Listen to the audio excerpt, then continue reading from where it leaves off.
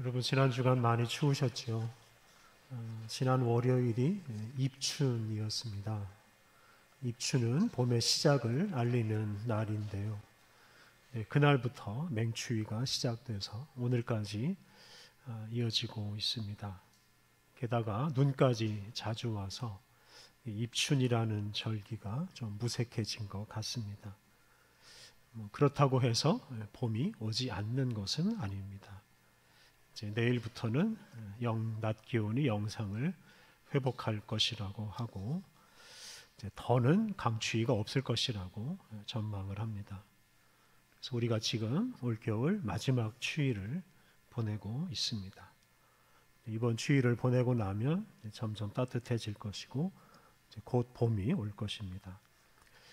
옛날 농촌에서는 이렇게 입춘이 되면 농민들이 농사지을 준비로 바빠집니다. 요즘에는 이제 비닐하우스에서 농사를 많이 지어서 농민들이 1년 내내 바쁘지만 80년대 초반까지만 하더라도 소위 농한기라는 것이 있었습니다. 겨울에는 농사를 지을 수가 없으니까 쉬는 기간이었습니다. 그러다가 이제 입춘이 되면 새해 농사를 위해서 본격적인 준비를 시작합니다. 입춘이 되면 특히 그 해에 논과 밭에 뿌릴 씨앗을 정하고 또 좋은 씨앗을 골라 놓는다고 합니다. 옛날 농촌처럼 우리 봉원동도 2월이 되면 활기를 조금씩 되찾습니다. 우리 봉원동 로타리에 스타벅스가 있는데요. 겨울에는 저녁 7시면 문을 닫습니다. 이용하는 사람이 적기 때문에 그렇게 일찍 문을 닫는 겁니다. 원룸과 하숙집이 많은 우리 동네에 청년들이 많이 사는데요. 이 청년들이 겨울방학이 되면 잠시 이 동네를 떠나서 고향이나 다른 곳에서 겨울을 지냅니다. 그것 때문에 우리 동네가 조용해지고 스타벅스도 영업이 잘 안 됩니다. 그러다가 2월 중순이 되면 청년들이 하나둘씩 돌아오고 또 마을도 활기를 띠기 시작합니다. 요즘이 바로 그런 때입니다. 이번 봄학기에 우리 교회 학사에도 새로운 청년들이 여러 명 들어오는데요. 그 중에는 처음으로 이제 서울 생활을 시작하는 청년도 있고 이제 대학 생활을 막 시작하는 대학 신입생도 있습니다. 그런 청년들은 요즘 참 설레는 마음으로 새로운 생활을 기대하고 있을 것입니다. 어린 시절 처음으로 초등학교, 국민학교에 가던 날이 생각납니다. 그때에는 어린아이들 영양 상태가 좋지 않아서 이제 코를 많이 흘려서 그 코 닦는 손수건을 그 왼쪽 가슴에다가 옷핀으로 붙이고 학교를 갔습니다. 지금 생각하면 그 손수건을 단다는 게 참 창피하고 유치한 일이었지만 그때는 그 손수건이 무슨 훈장처럼 느껴졌습니다. 가슴에 손수건을 단다는 게 이제 커서 학교에 들어갈 때가 되었다 하는 것을 알려주는 표시이기 때문입니다. 그래서 그 손수건을 달고 신나게 학교에 가서 입학식을 하던 때가 생각이 납니다. 새로운 학교에서 이렇게 새로운 생활을 시작한다는 것은 생각만 해도 설레는 일입니다. 겨울이 물러가고 봄이 오고 있습니다. 이런 계절의 변화를 통해서 하나님께서 우리에게 말씀하십니다. 2025년과 또 우리의 남은 생애를 위해서 뿌릴 씨앗을 준비하라고 우리에게 말씀하십니다. 눈과 마음을 열어서 이런 계절의 변화를 바라보고 받아들여 보십시오. 그것을 통해서 말씀하시는 하나님께 귀 기울이면 설레는 마음으로 새 봄을 맞이하게 될 것입니다. 오늘 주보에 나오는 대로 지구를 위한 행동 52주 이번 주간 실천사항은 밤하늘의 달과 별 바라보기입니다. 특히 이번 주 수요일이 이제 정월 대보름입니다. 그래서 수요일 밤에는 꼭 하늘을 바라보시면서 보름달을 꼭 보시기를 바랍니다. 우리에게 2025년을 주시고 또 새로운 꿈을 주시는 우리 하나님께 기도하면서 2025년을 위한 좋은 계획을 세우고 그 계획을 이루기 위한 좋은 씨앗을 뿌릴 준비를 해보시기 바랍니다. 오늘 봉독한 이사야 6장 말씀은 이사야 선지자가 봄을 맞이하는 이야기라고 표현할 수 있겠습니다. 오늘 본문에서 이사야 선지자는 하나님 앞에서 설레는 마음을 품고 새로운 꿈을 꿉니다. 오늘 본문은 이사야가 선지자로 부름을 받는 이야기입니다. 우리가 지난 주일에는 예레미야가 선지자로 부름받는 이야기를 묵상했습니다. 그런데 이 이사야와 예레미야 두 사람이 하나님의 부르심에 응답하는 태도가 아주 크게 다릅니다. 지난주에 묵상한 대로 예레미야는 자신은 어리고 부족해서 선지자가 될 수 없다라고 하나님께 응답했습니다. 그런데 이사야는 그와 정반대로 적극적으로 하나님의 부르심에 응답합니다. 내가 여기 있나이다. 나를 보내소서. 이렇게 이사야는 하나님께 응답했습니다. 저는 오늘 예레미야하고는 달리 이렇게 하나님의 부르심에 적극적으로 또 기쁘게 응답한 이사야의 모습을 깊이 묵상하였습니다. 오늘 본문 1절을 보면 이사야가 선지자로 부름받은 그 때가 나옵니다. 1절을 보면 우시야 왕이 죽던 해에 이사야가 성전에서 거룩하신 하나님을 만납니다. 오늘 본문에서 우리가 먼저 주목할 것은 이 우시야 왕과 거룩하신 하나님입니다.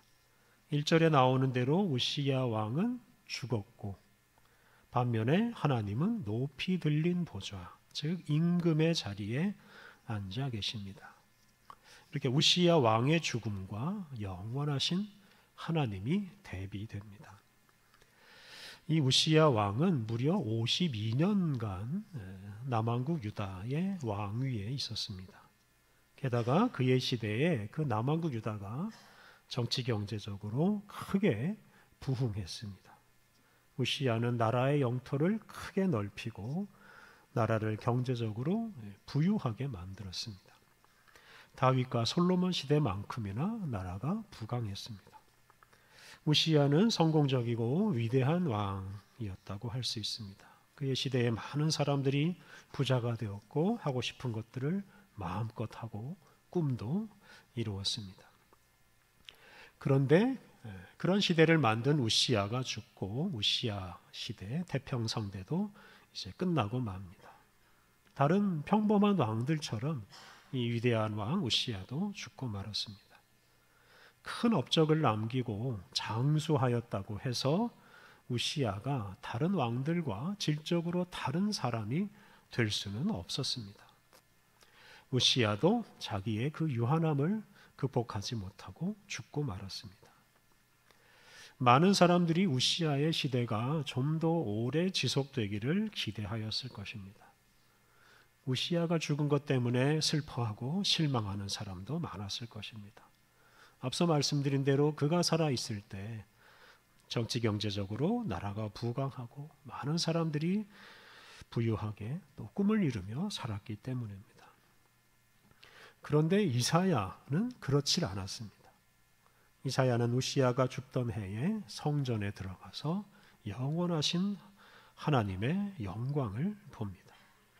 그는 우시야가 죽은 것 때문에 슬퍼하거나 실망하지 않고 하나님을 바라보면서 하나님에게서 희망을 얻습니다.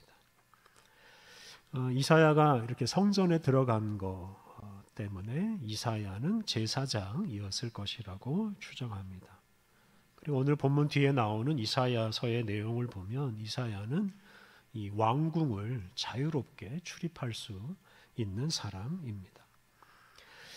그걸 보면 이사야는 당시에 꽤 지위가 높은 사람이었을 것으로 추정할 수 있습니다.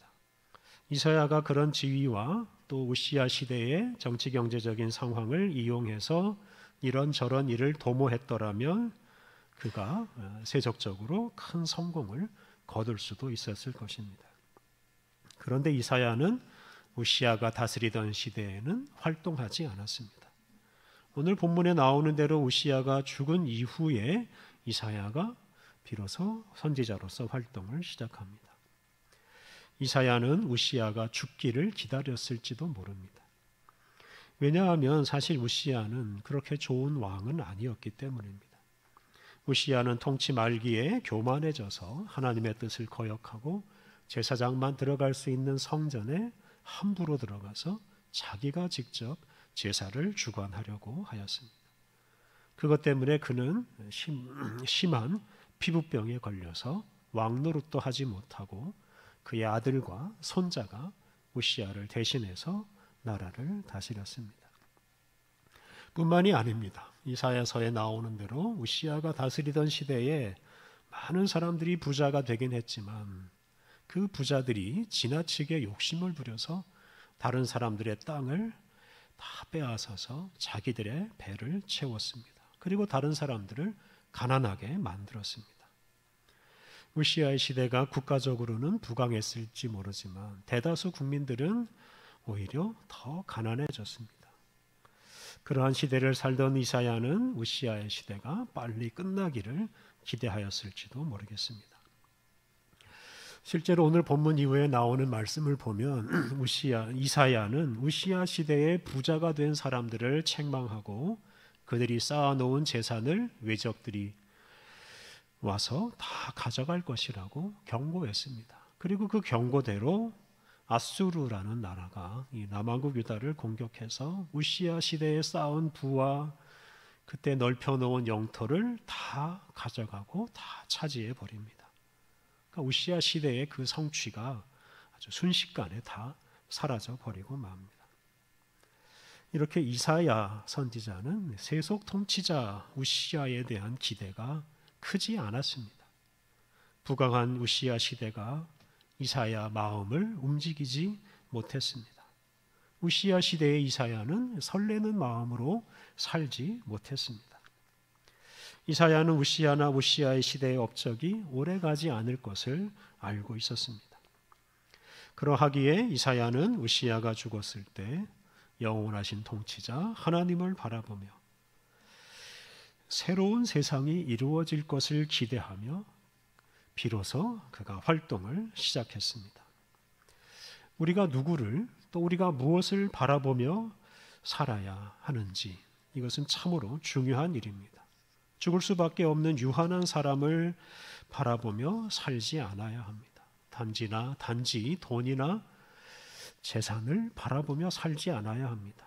사람에게 잘 보이는 인생 또는 재물이나 쌓는 인생은 그리 오래가지 못합니다. 그런 인생과 그런 인생이 남긴 업적은 그냥 시간이 흐르면 다 사라지고 맙니다. 이사야처럼 성전에서 만난 그 영원하신 하나님을 따라 살아가는 인생이 영원히 빛나는 인생이 될 수 있습니다. 오늘 본문에서 우리가 두 번째로 주목할 것은 이사야가 선지자로 활동을 시작하게 된 직접적인 계기입니다. 오늘 본문에서 이사야는 성전에서 거룩하신 하나님의 영광을 체험하면서 자신이 죄인임을 깨닫습니다. 이 경험이 바로 이사야를 선지자로 만들었습니다. 오늘 본문 2절부터 4절에는 성전에 가득한 하나님의 영광을 묘사하는 말씀이 나옵니다. 그리고 천사들이 거룩하신 하나님을 찬양하는 말씀이 나옵니다. 사람이 감히 쳐다볼 수도 없고 또 사람이 감히 묘사할 수도 없는 그런 거룩하신 하나님을 이사야가 성전에서 만납니다. 5절에는 그렇게 거룩하신 하나님을 만난 이사야의 반응이 나옵니다. 5절 말씀을 제가 봉독하겠습니다. 5절 그때에 내가 말하되 화로다 나여 망하게 되었도다. 나는 입술이 부정한 사람이요 나는 입술이 부정한 백성 중에 거주하면서 만군의 여호와이신 왕을 배웠음이로다. 거룩하신 하나님을 만난 이사야는 자신은 망하게 되었다, 죽게 되었다라고 한탄했습니다. 왜냐하면 거룩하신 하나님 앞에서 자신은 부정한 사람, 더러운 사람인 것을 깨달았기 때문입니다. 이사야는 자신이 부정한 사람이요 부정한 백성들 속에서 살면서 만군의 여호와이신 왕을 배웠기에 죽을 수밖에 없다고 고백했습니다. 이사야는 거룩하신 하나님 앞에서 한없이 초라하고 한없이 더러운 자신의 모습을 발견했습니다.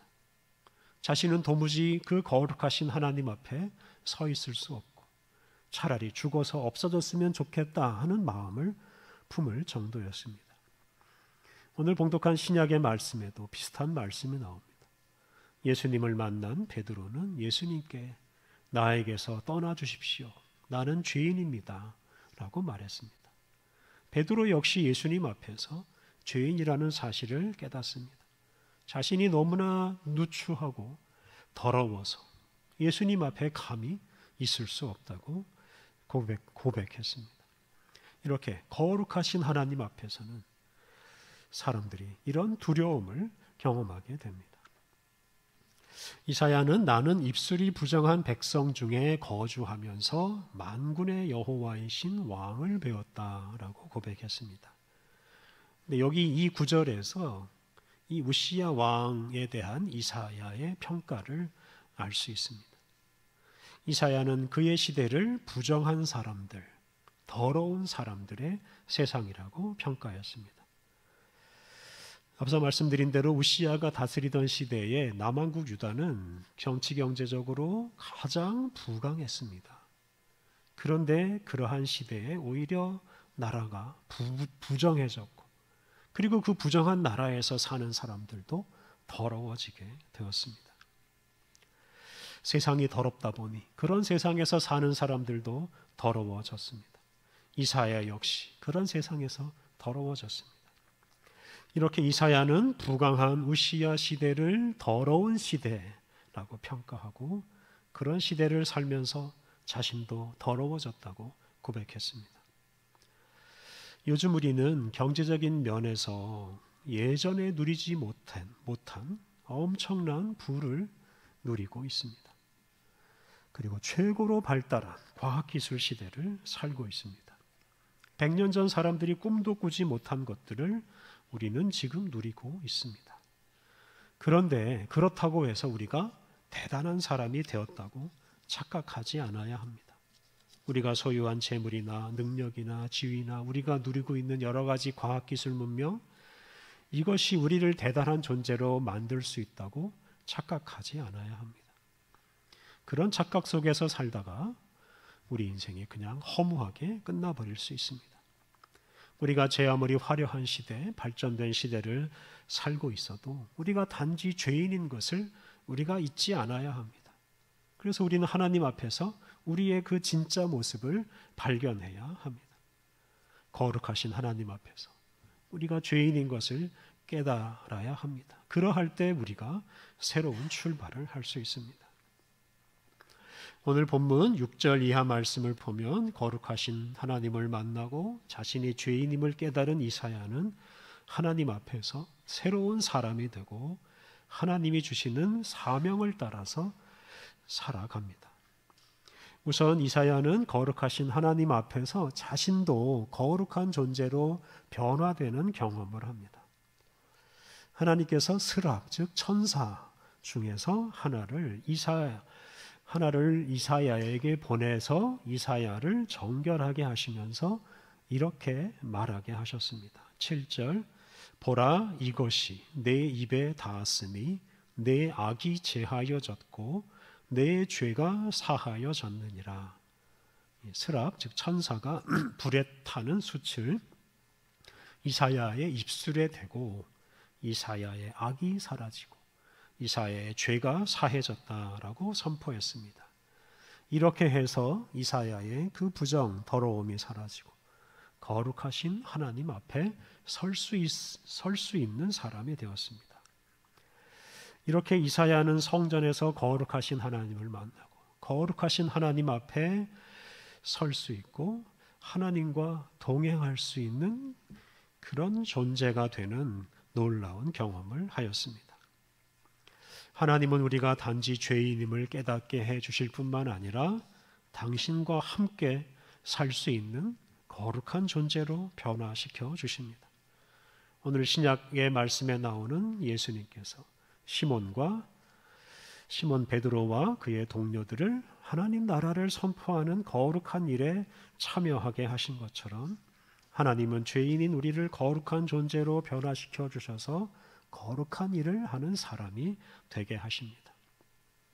오늘 본문 8절 상반절을 보면 하나님께서 이사야를 그런 거룩한 일로 초대하십니다. 내가 누구를 보내며 누가 우리를 위하여 갈고, 하나님께서 당신의 말씀을 가지고 세상으로 나아갈 사람이 필요하다라고 말씀하십니다. 하나님께서 이 말씀으로 이사야에게 사명을 주신 겁니다. 그 하나님의 음성을 들은 이사야가 이렇게 응답합니다. 8절 하반절, 그때에 내가 이르되 내가 여기 있나이다, 나를 보내소서. 이사야는 하나님의 부르심에 즉각 응답해서 자기를 보내달라라고 응답했습니다. 이사야는 하나님께서 주신 말씀을 가지고 세상으로 가겠다고 선언했습니다. 이로써 이사야가 하나님의 말씀을 전하는 선지자가 되었습니다. 내가 여기 있나이다 라는 이 구절은 내가 이미 준비되어 있습니다, 이런 뜻입니다. 하나님의 은혜로 거룩한 존재가 되고 거룩한 일을 할 수 있는 능력을 갖춘 이사야는 더 이상 자신을 부정한 존재로 여기지 않았습니다. 하나님 앞에 설 수 없는 망할 존재라고 여기지 않았습니다. 우시야 시대에는 움츠러들고 숨어있던 이사야가 이제는 신나고 설레는 마음으로 하나님과 함께 일을 하겠다고 선언하였습니다. 이로써 이사야의 선지자 인생이 비로소 시작됩니다. 오늘 읽은 신약의 말씀에서 사도 베드로도 이사야와 비슷한 경험을 하였습니다. 우리가 거룩하신 하나님을 만날 때 우리는 우리가 죄인임을 깨닫고 또한 우리를 거룩한 존재로 변화시키고 거룩한 일을 하게 하시는 하나님의 은혜를 입을 수 있습니다. 오늘 본문에서 이사야는 하나님 앞에서 자기 인생의 봄을 맞이하였습니다. 하나님 앞에서 새로운 인생을 시작하였습니다. 이사야는 사람이 아니라 하나님이 다스리시는 새로운 세상, 하나님을 알게 되었고 그 나라가 이루어질 것을 기대하며 그러한 세상을 이루실 메시아가 오실 것을 예고하는 거룩한 선지자의 생활을 시작하였습니다. 사랑하는 성도 여러분, 겨울이 물러가고 봄이 오고 있습니다. 이 봄에 우리를 거룩한 존재로 만드시고 거룩한 일을 하게 하시는 하나님 만나기를 힘쓰십시오. 요즘 우리나라가 특정 정치인을 둘러싸고 분열되고 있습니다. 그러는 중에 나라가 얼어붙고 있습니다. 어느 한 개인을 추종하고 높이는 것처럼 어리석은 일이 없습니다. 유한한 사람, 죄인에 불과한 사람에게 기대를 거는 것은 참으로 허망한 일입니다. 권력자를 비롯한 사람이나 세상의 부를 따라가지 마십시오. 그것을 쫓다 보면 우리 인생은 꽁꽁 얼어붙고 말 것입니다. 열정도 목표도 잃어버리고 방황하고 말 것입니다. 사랑하는 성도 여러분, 유한한 사람이 아니라 거룩하고 영원하신 하나님 앞에 서기를 힘쓰십시오. 그 하나님께서 우리를 당신을 닮은 거룩한 존재로 만드시고 당신과 함께 새로운 세상을 이루어가게 하십니다. 그러한 하나님을 만남으로 설레는 마음으로 즐거운 마음으로 힘차게 살아가십시오. 이사야처럼 하나님 나라를 꿈꾸면서 어두운 세상에서 방황하는 사람들에게 희망의 빛을 비추며 살아가시기를 바랍니다. 우리 함께 기도하겠습니다. 거룩하신 하나님, 우리가 유한하고 부정한 사람을 따라다니지 않게 하옵소서. 세상의 부귀영화를 얻으려 애쓰지 않게 하옵소서. 거룩하고 영원하신 하나님, 우리가 그 누구보다 그 무엇보다 주님 앞에 머물게 하옵소서. 주님 앞에서 죄로 더러워진 우리의 본질을 보게 하옵소서. 우리 자신에 대하여 절망하고 우리를 용서하시고 거룩하게 하시는 주님의 은혜를 구하게 하옵소서. 거룩하신 주님의 동역자가 되어 거룩한 일을 하는 거룩한 사람으로 살게 하옵소서. 설레는 마음으로 영원한 봄의 세계 하나님의 나라를 이 땅 위에 전파하고 실현하며 살게 하옵소서. 예수님의 이름으로 기도드립니다. 아멘.